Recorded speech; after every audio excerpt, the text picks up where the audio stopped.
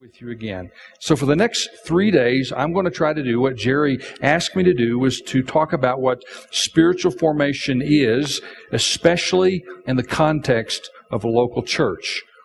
And I'll tell you today, I have 91 slides I'm going to try to go through today. So we'll be ripping through them, but I think we'll be able to follow along what they're all about. Spiritual formation is, you're not here to be convinced of it.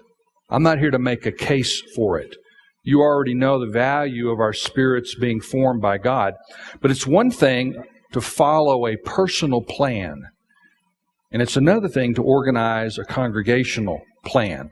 And so what I'd like to do is just look at the term spiritual formation.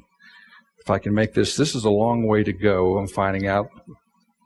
There we go. And just at first define, what does it mean? What does spiritual formation mean? And let's start with the first word. Spirit, pneuma, breath, wind, the human soul. It's what animates the body. It's the power to know, to decide, and to act. And this is all through Scripture. For example, Proverbs 20. The lamp of the Lord searches the spirit of a man. It's what's inside of me, is what God is after. Or beyond that, Ecclesiastes 12. The dust returns to the ground it came from, this body, and the spirit goes back to God. It's the heart of what I am. Or 1 Corinthians chapter 2. Who among men knows the thoughts of a man except the man's spirit within him? And so that's the spirit side of it. But the form side of it is also in Scripture.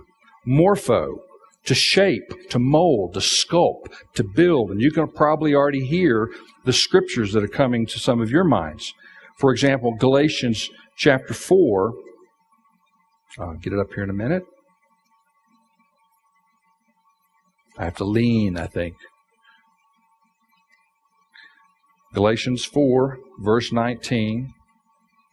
There, well, would somebody just tap my advance for me? Because I may have to ask you to do that from here on out. There we go.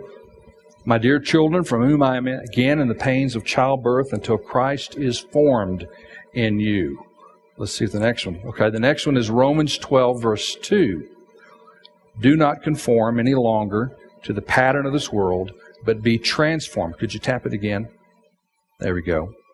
By the renewing of your mind. And this is this word, morpho, to be transformed, to be renewed. Here's one more. 2 Corinthians chapter 3, verse 18.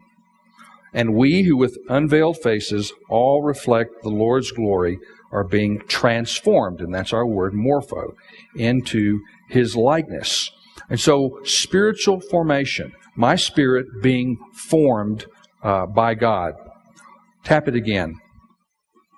This takes place both in solitude and in community. For example, look at this quote by Dietrich Bonhoeffer, if you would. Dietrich Bonhoeffer said, tap it one more time, please. And then tap it again. Let him who cannot be alone beware of community. He will only do harm to himself and to the community. If I don't know how to be by myself, just with me and God, I will end up harming the community. But tap it again. Look at it later on. Then he says, let him who is not in community beware of being alone. And so we find these in the life of Jesus. Solitude and community, both of them.